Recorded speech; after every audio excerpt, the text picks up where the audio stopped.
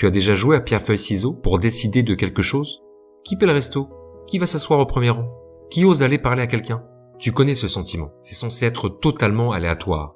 Mais tu te demandes toujours si tu peux forcer quelque chose. Alors pourquoi t'énerves-tu quand tu perds? J'aurais dû faire pierre, il aurait fait ciseaux, je le savais.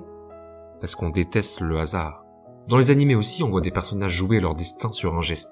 Dans Dragon Ball, Vegeta et Goku s'affrontent à pierre-feuille-ciseaux pour décider qui combattra Boo le premier. Dans JoJo's Bizarre Adventure, qui a déjà vu le légendaire pierre-feuille-ciseaux entre Juan et Junken Boy? Blaise Pascal l'avait déjà compris, il y a plusieurs siècles. Selon lui, l'homme se divertit pour oublier à quel point il ne contrôle rien. On joue pour se sentir vivant, pour décider. On joue pour reprendre un peu de pouvoir sur un monde qui nous échappe. Et pourtant, dans tous les jeux, même les plus stratégiques, il y a une part qui ne dépend pas de toi. Tout le monde connaît ce moment. Tu tires à pile ou face, tu pioches une carte, tu fais un choix sans vraiment savoir ce qui va suivre. Dans Yu-Gi-Oh, comme dans la vie, tu peux préparer, réfléchir, anticiper, mais au dernier moment, tout peut se jouer sur une seule carte que tu ne maîtrises pas. Alors laisse-moi te poser une question. Est-ce vraiment toi qui décides? Ou bien est-ce la chance qui tient ta main? Bienvenue sur Sensei Philo, la chaîne qui t'aide à penser autrement. On adore l'idée de tout contrôler. On pense que nos décisions sont rationnelles et logiques. Il y a un côté rassurant.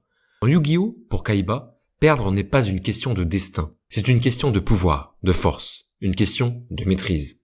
Pour lui, si tu perds, c'est que tu étais faible. Point final.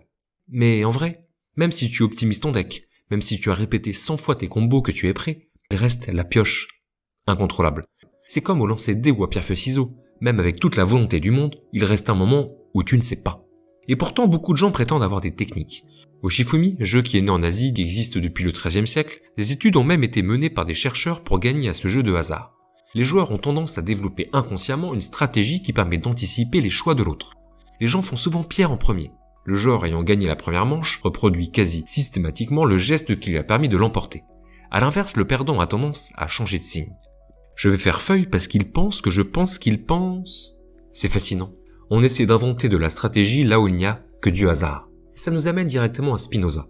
Parce que ce que montre le philosophe, c'est que même dans un jeu aussi simple que pierre-feuille-ciseaux, on ne choisit jamais complètement comme on le croit. Tu crois faire un geste librement, mais ton choix dépend d'une multitude de petites causes invisibles. Ton humeur du moment, la pression de gagner, le fait que tu viens de perdre, ton tempérament habituel, ton réflexe de répéter ou de changer, même la façon dont l'autre te regarde. Toi, tu ne vois que le dernier moment, le geste que tu fais. Mais ce geste, il est comme le dernier domino d'une longue chaîne. Tu le perçois, mais tu ne vois pas tous qui sont tombés avant. Et cette idée s'applique parfaitement à Vegeta et Goku, lorsqu'ils jouent à pierre-feuille-ciseaux pour savoir qui affrontera Boo. On croit qu'ils choisissent librement, mais leurs gestes sont déjà orientés. Orientés par l'orgueil explosif de Vegeta, la nature joueuse et confiante de Goku, leur rivalité ancienne, la tension du moment, ce qu'ils désirent vraiment. Vegeta veut prouver sa valeur, alors que Goku, lui, veut s'amuser. Le geste semble libre, mais il est déjà déterminé par qui ils sont, parce qu'il les anime, par les dominos déjà tombés avant. Exactement ce que décrit Spinoza dans le livre 2 de l'éthique. Je cite.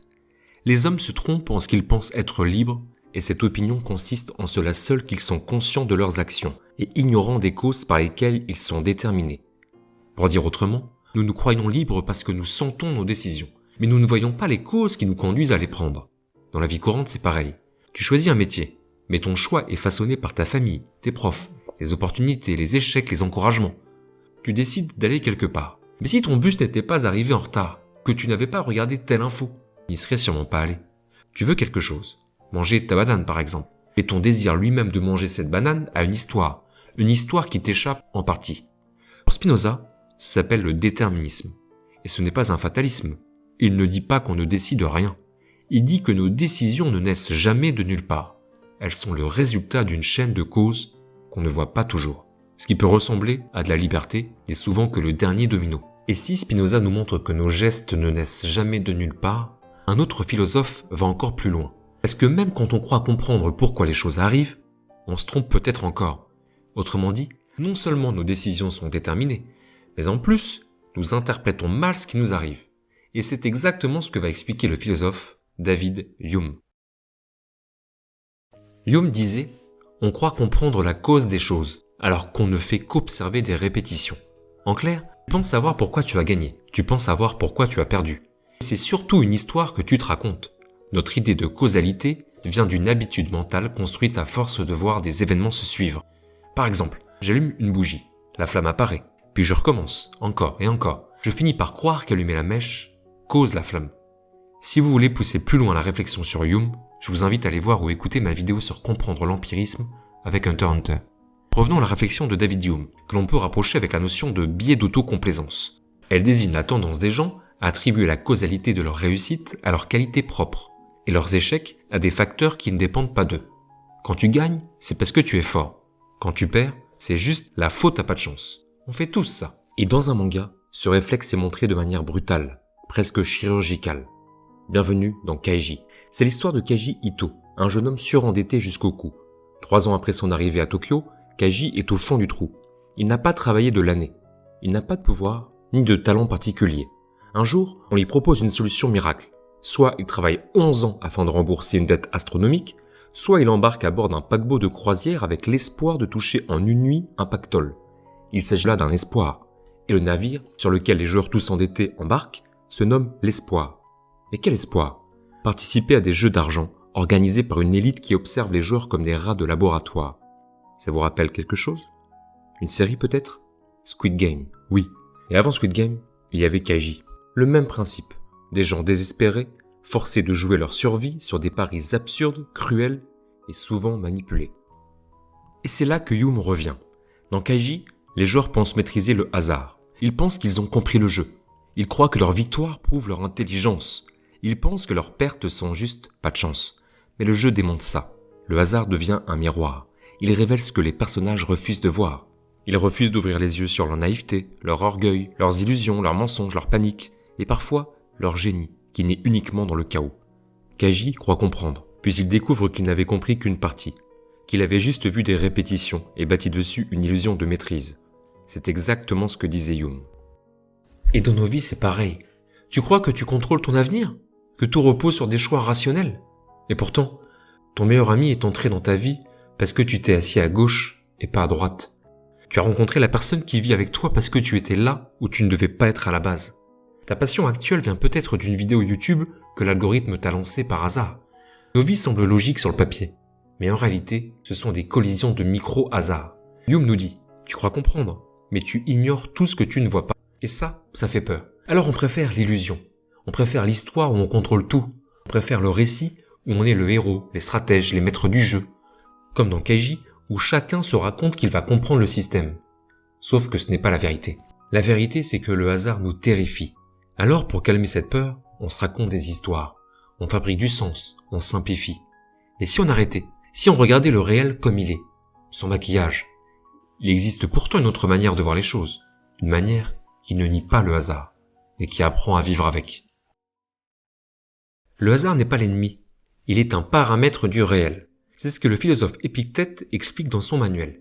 Il dit qu'il existe 2 catégories de choses. Celles qui dépendent de nous, nos jugements, nos efforts, nos actions, et celles qui ne dépendent pas de nous, le hasard, la météo, les autres, les événements.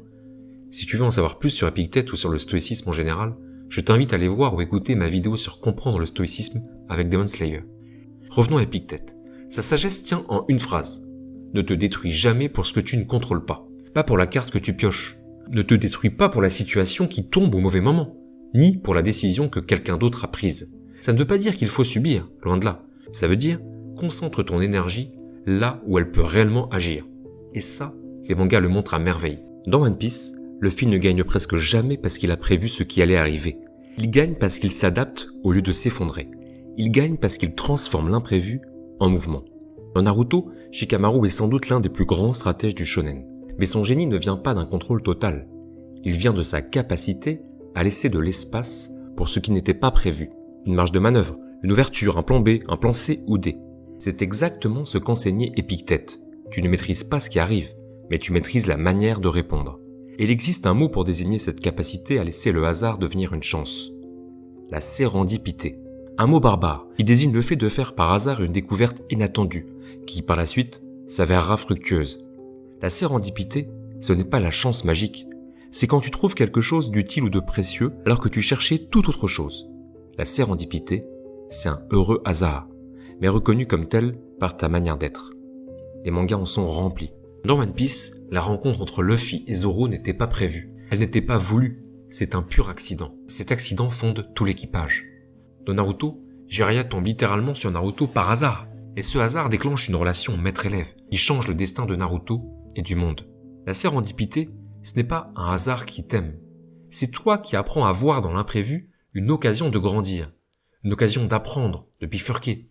Ce que veut dire Épictète, et ce que montrent Luffy, Shikamaru ou Naruto, et ce que confirme l'idée de sérendipité, c'est simple. Tu ne choisis pas ce qui t'arrive, mais tu choisis ce que tu fais avec. Un retard qui t'énerve peut devenir une rencontre. Un échec brutal peut t'obliger à changer de direction. Un événement imprévu peut t'ouvrir une porte que tu n'avais même pas vue. Le hasard, ce n'est pas l'ennemi. Le hasard, c'est la texture du monde. C'est ce qui le rend vivant. Et parfois, c'est ce qui te sauve. Finalement, quand tu regardes Kaiji jouer, tu comprends une chose. Ce n'est jamais vraiment pierre, feuille ou ciseaux qui décide. Ce qui décide, c'est le courage d'assumer le risque. C'est la peur qui te paralyse, le mensonge auquel tu choisis de croire et la lucidité que tu gagnes quand tu n'as plus rien à perdre. Le Shifumi, ce jeu simplissime qu'on fait enfant, devient une métaphore de toute une vie d'adulte. Parce qu'on passe notre temps à choisir entre 3 options. La pierre, affronter. La feuille, contourner. Les ciseaux, renoncer. Et ce n'est pas différent de nos propres choix. C'est ce qui nous mène à la conclusion. Quand tu lances ta main, tu ne décides pas de ce que l'autre joue. Tu ne contrôles ni la pierre qui t'écrase, ni la feuille qui t'enveloppe, ni les ciseaux qui te tranchent. Et dans la vie, c'est pareil. Tu ne choisis pas où tu nais, dans quel milieu, les règles qu'on t'impose, les trahisons qu'on te réserve, ni les épreuves qui tombent sans prévenir. La vie joue sa main. Et toi, tu joues avec ce qu'il te reste. La chance, elle, distribue l'arbitraire. Parfois elle te protège, parfois elle te détruit. Souvent, elle t'ignore. Mais il y a une chose qu'elle ne contrôle pas, la manière dont tu réponds. Parce que même si tout s'effondre, que tu penses avoir perdu avant même d'avoir joué, il reste ta décision. Tu peux choisir la pierre, tu peux choisir la feuille, tu peux choisir les ciseaux, choisir d'agir, de comprendre, de changer. Et ça, personne ne peut te l'enlever. Alors, maintenant que tu sais ça, quelle main vas-tu jouer face à la vie? C'était Marc-Antoine, professeur à l'éducation nationale, alias Sensei Philo. À très vite.